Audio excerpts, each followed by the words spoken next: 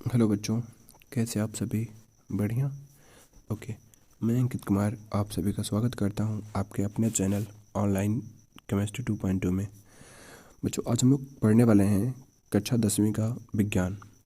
इसमें हम लोग पढ़ेंगे अध्याय 1। बच्चों, अध्याय का नाम है रासायनिक अपक्रिया एवं समीकरण। बच्चों, इस अध्याय में हम लोग सीखेंगे कि रासायनिक अपक्रिया क्या होती है, कितने प्रकार की होती है, रासायनिक समीकरण क्या होता है, कैसे लिखा जाता है, कैसे संतुलित किया जाता है, वो सारी चीज़ें। बच्चों, मैं आपसे वीडियो स्टार्ट करने से पहले कहना चाहूँगा कि यदि आप लोग इस वीडियो को देख रहे हैं तो पेन और कॉपी लेके बैठें, ठीक है, और साथ साथ नोट्स बनाएं। तो चलिए स्टार्ट करते हैं। देखिए बच्चों, पहला पॉइंट है आपका, ऐसे परिवर्तन जिसमें नए गुणों वाले पदार्थों का निर्माण होता है उसे रासायनिक अपक्रिया कहते हैं। मतलब कि जब दो पदार्थ आपस में क्रिया करेंगे और क्रिया करने के बाद एक नए पदार्थ का क्या होगा, निर्माण होगा, तो हम लोग क्या कहेंगे, रासायनिक अपक्रिया। एक बार फिर से देखिए, ऐसे परिवर्तन जिसमें नए गुणों वाले पदार्थों का निर्माण होता है उसे क्या कहते हैं, रासायनिक अपक्रिया। दूसरा पॉइंट देखिए, ऐसे पदार्थ जो किसी रासायनिक क्रिया में हिस्सा या भाग लेते हैं उन्हें अभिकारक कहते हैं। तो बच्चों, समझ में आया कि अपक्रिया में जो भाग लेते हैं उनको हम लोग क्या कहते हैं, अभिकारक। तीसरा पॉइंट देखिएगा कि ऐसे पदार्थ जिनका निर्माण रासायनिक अपक्रिया में होता है उन्हें हम लोग क्या कहते हैं, उत्पाद। यानी कि अपक्रिया जब होती है तो उसमें अभिकारक भाग लेते हैं और अभिकारक भाग लेने के बाद जो बनता है अपक्रिया में, जिसका निर्माण होता है, उसको हम लोग क्या कहते हैं, उत्पाद। ठीक है, तो चलिए हम लोग अब इसको समझते हैं उदाहरण से कि रासायनिक क्रिया के उदाहरण क्या क्या हैं। ठीक है, चलिए ध्यान दीजिए। तो बच्चों एग्जाम्पल देखेंगे हम लोग। चलिए देखिए, पहला है कि भोजन का पचना। जो भोजन का पचना क्या है, एक रासायनिक अपक्रिया है। दूसरा देखिए, श्वसन मतलब सांस लेना, ये भी क्या है, एक रासायनिक अभिक्रिया। तीसरा पॉइंट देखिए, लोहे पर जंग लगना, इसको हम कहते हैं मूर्छा लगना। ठीक है, तो ये हो गया तीसरा पॉइंट। देखिए चौथा, मैग्नीशियम फीते का जलना। ठीक है, पांचवा है दही का बनना। जो दूध से दही बनता है ना, तो ये भी क्या है, एक रासायनिक प्रोसेस है। ठीक है, रासायनिक अपक्रिया है। अब हम लोग देखिए अगला पॉइंट पढ़ेंगे कि रासायनिक अपक्रिया प्रेक्षण, मतलब कैसे पता करेंगे कि रासायनिक क्रिया हुई है या नहीं हुई है, इस तरीके का। ठीक है, तो जो ध्यान दीजिएगा अगला, इसमें देखिए पहला पॉइंट ये बोला कि अवस्था में परिवर्तन, यानी कि उसकी जो अवस्था होगी, भौतिक अवस्था जो भी होगी, ठोस द्रव गैस, यानी कि लिक्विड या गैस या सॉलिड, उसमें चेंजिंग आएगी। दूसरा, रंग में परिवर्तन, उसका जो कलर होगा उसमें चेंजिंग आएगा। तीसरा पॉइंट कि तापमान में परिवर्तन, उसका जो टेम्परेचर होगा उसके टेम्परेचर में क्या हो जाएगा, चेंजिंग हो जाएगा। ठीक है, चौथा पॉइंट क्या है कि गैस का उत्सर्जन। बच्चों, कुछ अपक्रियाएं ऐसी होती हैं जो क्या करती हैं, गैस रिलीज करती हैं। ठीक है, यानी कि अपक्रिया होने के बाद क्या होती हैं, कि गैस रिलीज होती है। ठीक है, चलिए हम लोग आगे देखेंगे कि रासायनिक परिवर्तन को प्रदर्शित करना, कि बच्चों कैसे इसको लिखेंगे, कैसे शो करेंगे। ठीक है, तो इसके लिए दो तरीके हैं। पहला जो हमारा तरीका है वो है शब्द समीकरण। क्या है, शब्द समीकरण। दूसरा क्या है, रासायनिक समीकरण। ठीक है, चलिए देखिए, शब्द समीकरण क्या होता है कि इसमें जो भी अपक्रिया में जो भाग लेते हैं या जो बनते हैं, यानी कि अपक्रिया अभिकारक और उत्पाद, उनको हम लोग शब्दों के माध्यम से दिखाते हैं। जैसे कि यहाँ देखिए, जिंक, सल्फ्यूरिक अम्ल, जिंक सल्फेट और हाइड्रोजन। देखिए इनको शब्दों के माध्यम से पूरा दिखाया गया है ना, तो ये क्या हो जाएगा, शब्द समीकरण। इस तरीके से रासायनिक समीकरण। इसमें रासायनिक समीकरण क्या होता है कि तत्वों को उनके प्रतीक के रूप में या सूत्र के रूप में दिखाया जाता है। देखिए जैसे यहाँ पे zinc, hydrogen sulphate, zinc sulphate और जिंक। तो बच्चों ध्यान दीजिएगा कि लेफ्ट हैंड साइड में हमेशा क्या होते हैं, रिएक्टेंट होते हैं, और राइट हैंड साइड में क्या होते हैं, प्रोडक्ट होता है। इस तरीके आप देखिए, लेफ्ट हैंड साइड में क्या है, रिएक्टेंट है, राइट हैंड साइड में क्या है, प्रोडक्ट है। ठीक है, तो यहाँ तक समझ में बच्चों। चलिए इसके आगे हम लोग पढ़ते हैं। जब हम लोग सीखते हैं कि रासायनिक समीकरण क्या होते हैं, वहाँ तक हम लोग सीख लिए थे। अब हम लोग सीखेंगे रासायनिक समीकरण। रासायनिक क्या हो गया, अभी हम क्या सीखेंगे, रासायनिक समीकरण। तो ध्यान दीजिएगा कि रासायनिक अपक्रिया जो ऊपर पढ़े आप लोग, फिर से, रासायनिक अपक्रिया रासायनिक समीकरण द्वारा निरूपित की जाती है। देखिए बहुत छोटा सा डिफरेंस है पर बहुत ही इंपॉर्टेंट है कि रासायनिक अपक्रिया जो होती है वो रासायनिक समीकरण द्वारा निरूपित, यानी कि लिखी जाती है, या कह सकते हैं कि प्रदर्शित की जाती है, दिखाई जाती है। ठीक है, आगे देखिएगा कि रासायनिक समीकरण में तत्वों के प्रतीक या अभिकारक और उत्पादों के रासायनिक सूत्र उनकी भौतिक अवस्था के साथ लिखे जाते हैं। देखिए बच्चों, बहुत ही जरूरी है ये कि जो अभिकारक जो समीकरण में जो भाग लेते हैं, जो रासायनिक समीकरण लिखा जाता है, उनमें जो भी तत्व या उत्पाद जो भी होते हैं, प्रोडक्ट या फिर रिएक्टेंट, जो उनको कैसे रिप्रेजेंट करना है, तो उनके जो प्रतीक होते हैं, जो सिंबल्स होते हैं या जो उनके सूत्र होते हैं, उनके माध्यम से क्या करते हैं हम लोग, रिप्रेजेंट करते हैं। ठीक है, चलिए एक जो ध्यान दीजिएगा कि ये कुछ स्पेशल कंडीशन के लिए है कि रासायनिक अभिक्रिया में आवश्यक परिस्थितियां जैसे ताप, दाब, उत्प्रेरक, ये तीन चीज़ ध्यान दीजिएगा, टेम्परेचर, प्रेशर और कैटलाइज्ड, ये कुछ स्पेशल कंडीशन के लिए होती है। बच्चों को देखिए, कुछ अभिक्रियाएँ ऐसी होती हैं जो सामान्य ताप दाब पे नहीं होती हैं। ठीक है, तो कह रहा है कि आदि को तीर के ऊपर या नीचे, जो तीर का निशान लगाया जाता है, एरो ऐसे लगाया जाता है ना, तो उसके या तो ऊपर लिखा जाएगा या तो नीचे, इस तरीके से। ठीक है, अब लोग उसको याद रखिएगा। चलिए अगला देखिए कि रासायनिक समीकरण को संतुलित करना, यानी कि जो रासायनिक समीकरण होता है उसको कैसे संतुलित करेंगे, कैसे बैलेंस करेंगे। ठीक है, ये बहुत जरूरी है। तो ध्यान दीजिएगा कि द्रव्यमान संरक्षण का नियम, कक्षा में आप लोग पढ़ा होगा कि द्रव्यमान संरक्षण नियम क्या होता है कि किसी भी रासायनिक अभिक्रिया में द्रव्यमान का न तो निर्माण होता है और न ही क्या होता है, विनाश।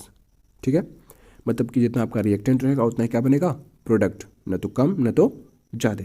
ठीक है, चलिए ध्यान दीजिएगा नीचे कि रासायनिक अभिक्रिया के पहले जो आपके अभिकारक होते हैं, ठीक है, रिएक्टेंट, एवं उसके पश्चात जो उत्पाद जो प्रोडक्ट बनते हैं आपके, ठीक है, पर इसको डार्क कर दे रहा हूँ, प्रत्येक तत्व के परमाणु की संख्या, जो भी एलिमेंट हो उसमें होते हैं, ठीक है, प्रत्येक यानी कि कुछ भी हो, ठीक है, किस परमाणु जो उनके एटम होते हैं, ठीक है, संख्या क्या होती है, समान होनी चाहिए। यानी कि जितने आपके रिएक्टेंट में होंगे उतने ही कहाँ होंगे, प्रोडक्ट में। समझ में बच्चों? चलिए, यदि आपको वीडियो की स्पीड ज़्यादा लग रही हो तो आप वीडियो को पॉज कर लीजिए या स्पीड अपने हिसाब से व्यवस्थित कर लीजिए। ठीक है, और साथ साथ नोट बनाते रहिए। चलिए अब हम लोग देखिए पढ़ेंगे कि कैसे इसको करना है।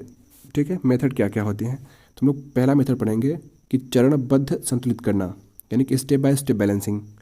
इसको देखिए एक मेथड कहा जाता है हीट एंड ट्रायल मेथड। कौन सा method? Heat and trial method. चलिए देखते हैं इसको बच्चों। इस मेथड में कुल 5 स्टेप होते हैं, 5 का आप 6 कह लीजिए। ठीक है, तो चलिए हम लोग स्टार्ट करते हैं ट्रायल एंड हीट मेथड का। देखिए बच्चों, स्टेप नंबर 1 देखिए ध्यान से। ठीक है, बस अब बहुत कठिन नहीं है, बस ध्यान दीजिए आप।